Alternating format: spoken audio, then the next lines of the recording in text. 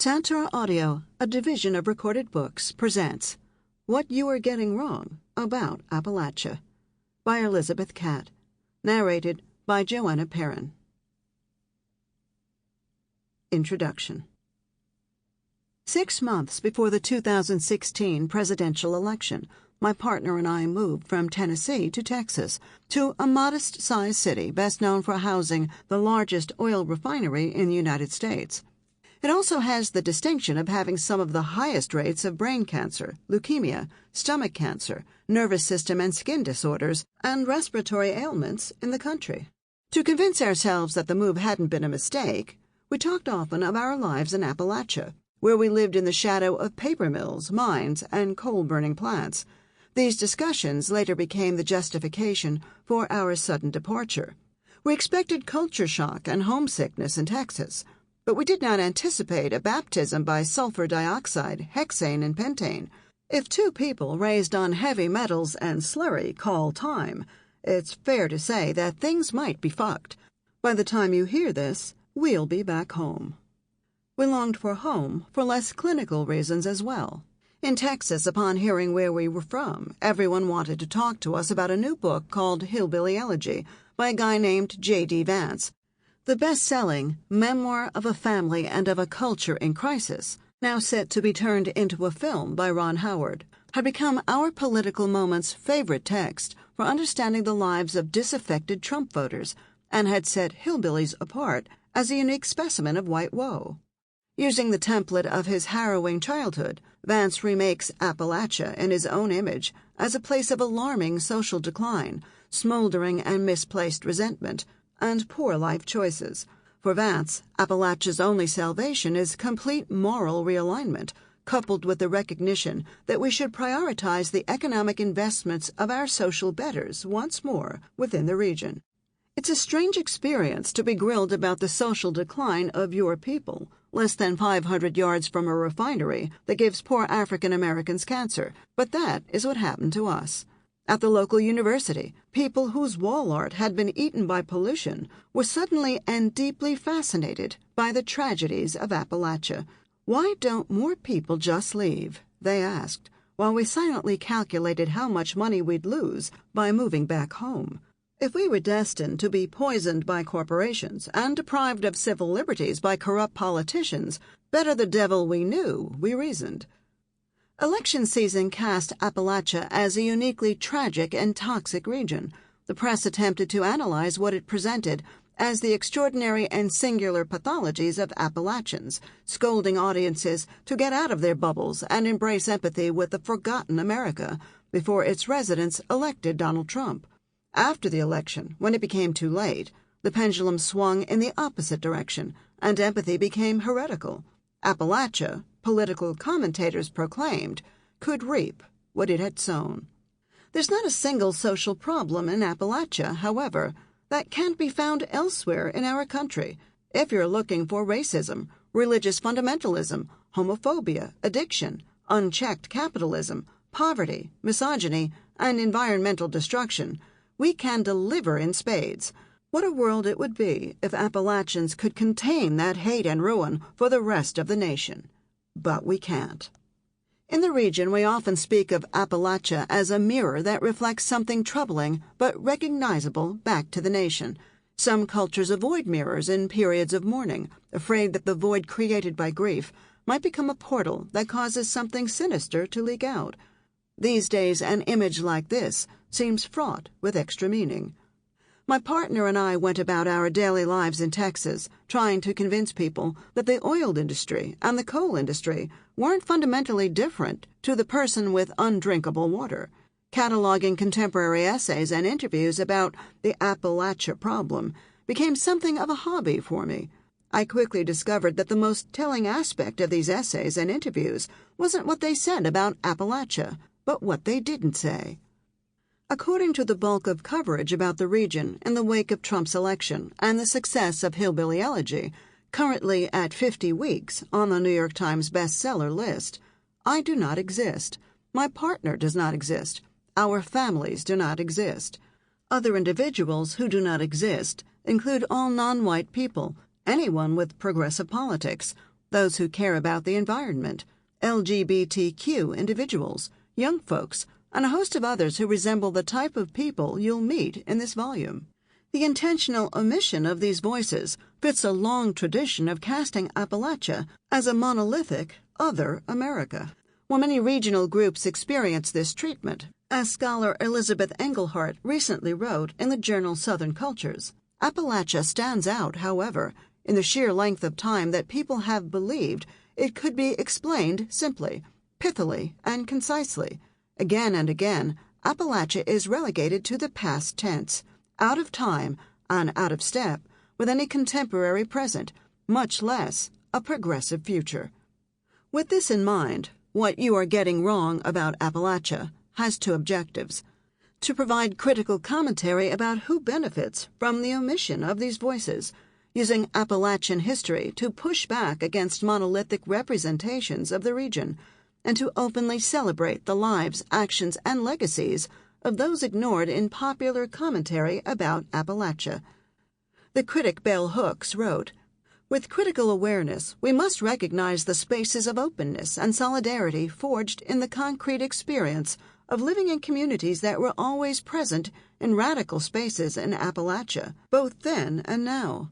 I believe it is essential for unity and diversity to gather those seeds of progressive change and struggle that have long characterized the lives of some individuals." I am a historian, and What You Are Getting Wrong About Appalachia is filled with history, but it is not a comprehensive primer. Rather, it approaches history as the seeds that Hooks describes, and hopes to plant in your mind something that might blossom if you examine the region more closely. This isn't, however, another one of those voice for the voiceless projects, for those who already know and celebrate a different Appalachia, and they are many. This is solidarity. What is Appalachia? Appalachia is often simultaneously a political construction, a vast geographic region, and a spot that occupies an unparalleled place in our cultural imagination. We'll start with the most basic information to get our bearings straight. Appalachia is an approximately 700,000 square mile region of the eastern United States. It is loosely defined by the arc of the Appalachian Mountains that begins in Alabama and ends in New York, although the mountains continue into Canada. There are 13 states with Appalachian counties: Alabama, Mississippi, Georgia, South Carolina, North Carolina, Tennessee, Virginia, Kentucky, West Virginia, Ohio, Maryland, Pennsylvania, and New York, and West Virginia is the only state entirely within Appalachia. Appalachia's population is approximately 25 million individuals, although the rate of out-migration, especially among young adults, is high. You might think our biggest export is coal, but it's actually people. Defining Appalachian culture is often a top-down process in which individuals with power or capital tell us who or what we are. These definitions tend to reduce people to pathologies, but can also include more clinical assessments, such as those that followed the creation of the Appalachian Regional Commission, ARC, in 1965. The ARC defined Appalachia as a coherent political entity during the Johnson administration's war on poverty. It still exists, if precariously at the moment, to monitor and create economic development within the region. Although it made use of the existing geographical and cultural boundaries of the region, the ARC's primary lens was economic. One of its first tasks was to grade each county thought to be Appalachian on a scale of economic distress in order to administer federal aid efficiently. By its design, the region came to be defined by poverty, and subsequently poverty came to be defined by the region. This logic, like the war on poverty itself, left an indelible imprint. You'll hear what I mean soon. The ARC's definition of Appalachia includes 420 counties, and therefore provides us with the most official scope of the region. There are, however, places like the Shenandoah Valley that are part of historic but not modern Appalachia. The reason? The area's political leaders simply didn't want to be part of the ARC's Appalachia, and therefore severed themselves from the regional identity. Appalachia is nothing if not messily defined. It is important to understand that whatever Appalachian is, it should first be seen as a flexible regional identity that has nothing to do with ethnicity. More than 80% of Appalachia's population identifies as white, but for the past 30 years, African American and Hispanic individuals have fueled more than half of Appalachia's population growth. Non-white Appalachians as a group tend to be younger and less likely to depopulate the region than their white counterparts. I'm hesitant to tell you who Appalachia is, but I can tell you who helps keep it alive. Young individuals who work in racially diverse fields, including education, hospitality, and healthcare. By several metrics, many parts of Appalachia are not places of robust racial and ethnic diversity, but the region is more diverse than it's presented in books, essays, and photographic projects. Only 2 Appalachian states, Kentucky and West Virginia, were identified among the 10 whitest parts of the United States, behind Maine, Vermont, New Hampshire, Iowa, Idaho, and Wyoming. Many Appalachians are working class, but their realities complicate definitions of the white working class that are incredibly popular at the moment. Coal miners, centered in political rhetoric as the face of the forgotten white working class, earn an average salary of $60,000 to $90,000 a year. It is more accurate to describe coal mining as a blue-collar profession that commands a middle-class salary, a rarity in our present moment, and certainly an employment sector that is shrinking beyond hope. There are currently around 36,000 miners in the entire region. The real forgotten working-class citizens of Appalachia, much like the rest of the nation, are home health workers and Dollar General employees. They're more likely to be women, and their exemption from the stability offered by middle-class employment is not a recent phenomenon. This volume will offer many thoughts about why we love these imaginary Appalachians, but it's important to first understand that the impulse to create them is old. One of my favorite historical documents is an editorial printed by a leftist newspaper serving southwestern Virginia coal country in the 1920s. The editorial mocked the national perception that Appalachia was home to a homogeneous group of white people awaiting the attention and salvation of experts. Editor Bruce Crawford eviscerated a reporter who had traveled to the region to find the mountain white, a distinct race measuring up to all specifications desired by wild-eye reformers. In this little city buried away among the wretched 10,000 people over whom good-hearted philanthropists are currently weeping, there was discovered a mountain white principal of a Norfolk high school and a high school teacher from Richmond, Crawford wrote. And thereupon our traveler fled. He was last seen heading for the Kentucky mountains, where we hope he will find people just as white and just as mountainous. If you substitute philanthropist with venture capitalist, you'll find that this reality has not shifted much for some. Using Appalachians to fill made-to-order constituencies, anchored by race, is a tired game. Social upheaval, from the Civil War to the Civil Rights Movement, often triggered, and still does, a larger fascination with Appalachia. These projections do a disservice to both Appalachians and other economically and socially disadvantaged groups by pitting their concerns against one another instead of connecting them. Discussions of Appalachia's economy often trade on the perception that the region's people are dependent on government assistance, what we in the region sometimes call transfer payments. Historian Jessica Wilkerson recently wrote, "Writers and their readers play into political arguments that simplify Appalachia as a region that absorbs large amounts of government aid, but gives back little, making it easier to condemn the people who live there." Dependency narratives fuel popular talking points among individuals on both sides of the political aisle. They are often presented without acknowledgement that corporate welfare runs Appalachia. Corporate welfare allows business to shirk their tax burdens, hoard land, and wield enormous political influence while local communities suffer. Narratives of dependency conceal the uneven distribution of wealth that haunts Appalachia and, indeed, much of the nation. In 1979, Harvard University paid just $2.82 in annual property taxes on 11,182 acres of land in Martin County, Kentucky, an arrangement that received scrutiny after the ARC published an extensive study of land ownership in 1982. Appalachians are in the process of updating the land study, but what its original authors discovered in the 1980s is likely still true. Private businesses and out-of-state landowners do not carry anything close to an equitable local tax burden, making it impossible for communities to survive, let alone thrive. Conservative political commentator Bill Kristol, for example, who often shames the poor via dependency narratives, earned his Ph.D. from Harvard in 1979, during a time when impoverished Kentuckians subsidized his alma mater's endowment. These are connections that are as worthy of study as lurid assessments of Appalachian welfare rolls, but they are largely uninteresting to those often speaking for or about the region.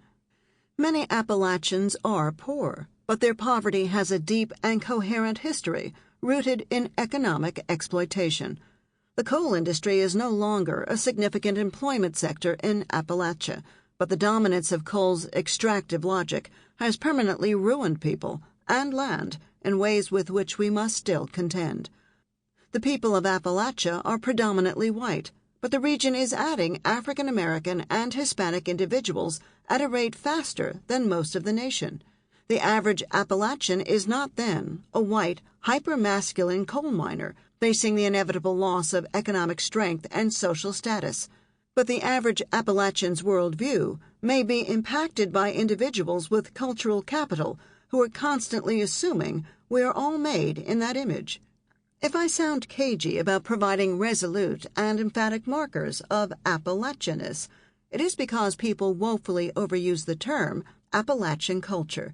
This is particularly true in our current moment that fetishizes the presumed homogeneity and cohesiveness of the region and uses these characteristics to explain complex political and social realities.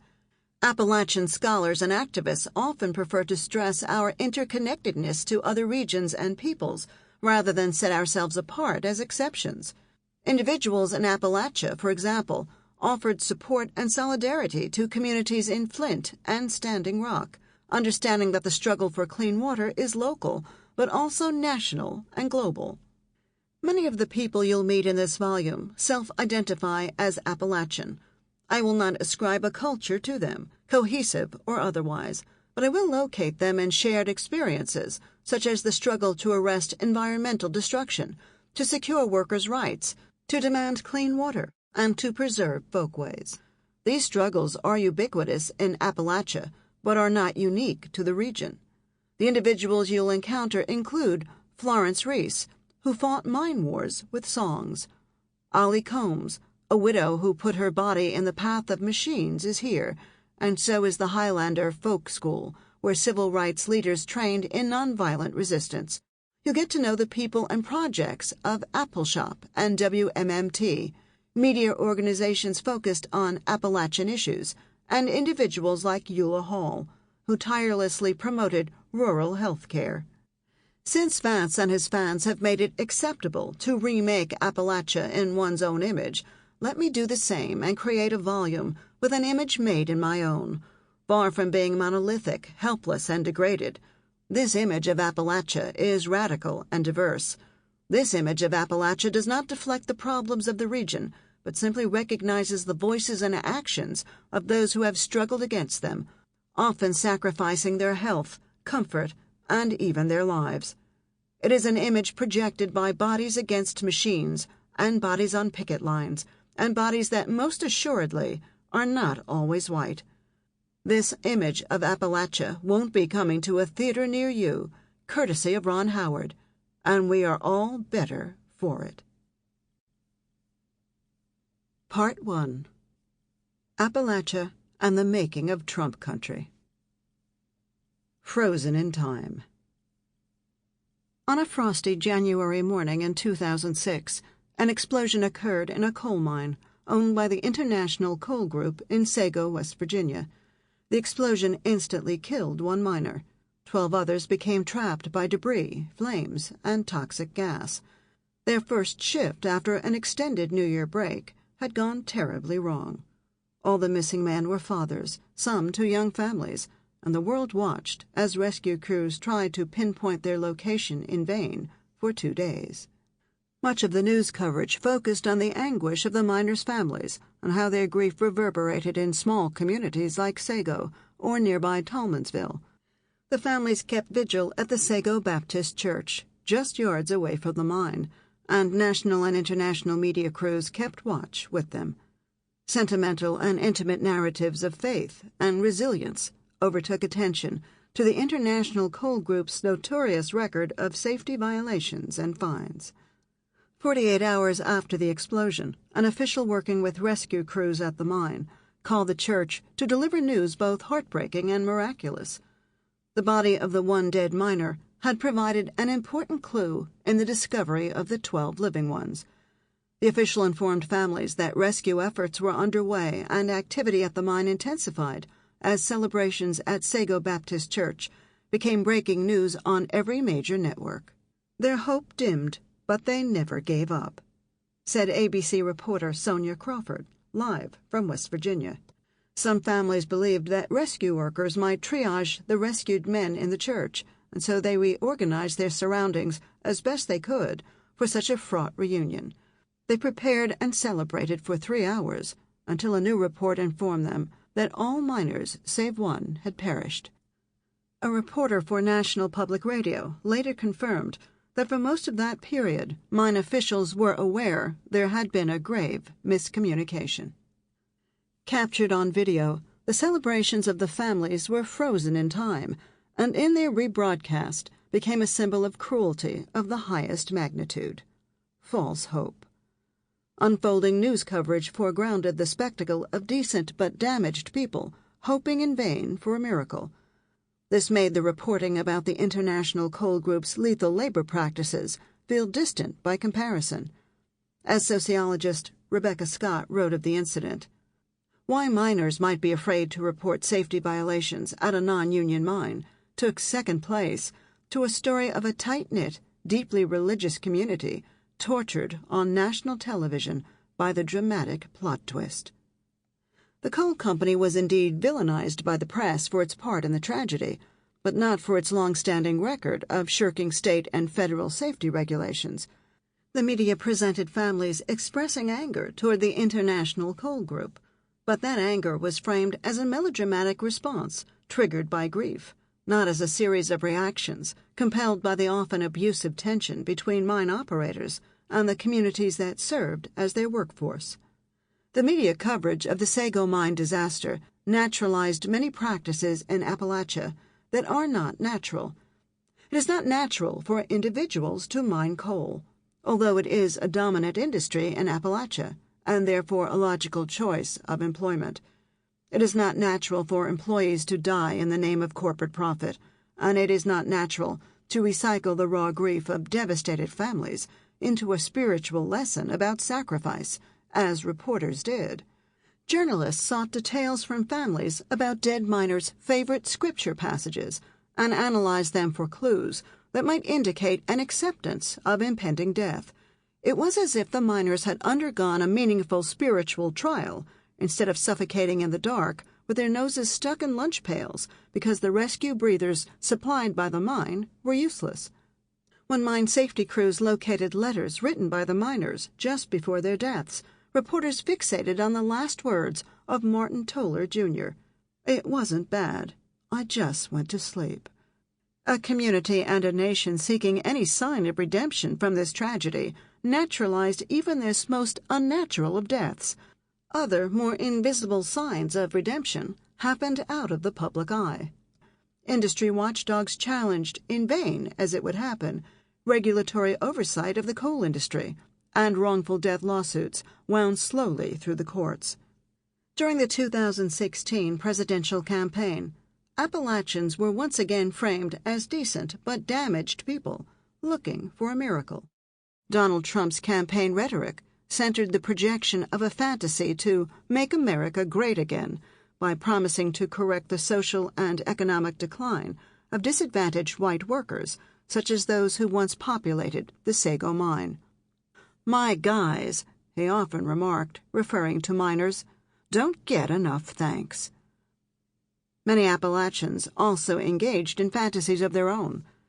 The mayor of Buchanan, West Virginia, just miles from the Sago mine, told the Washington Post that Trump is going to undo the damage to the coal industry and bring back the jobs, and all of our kids down there in North Carolina are going to come home.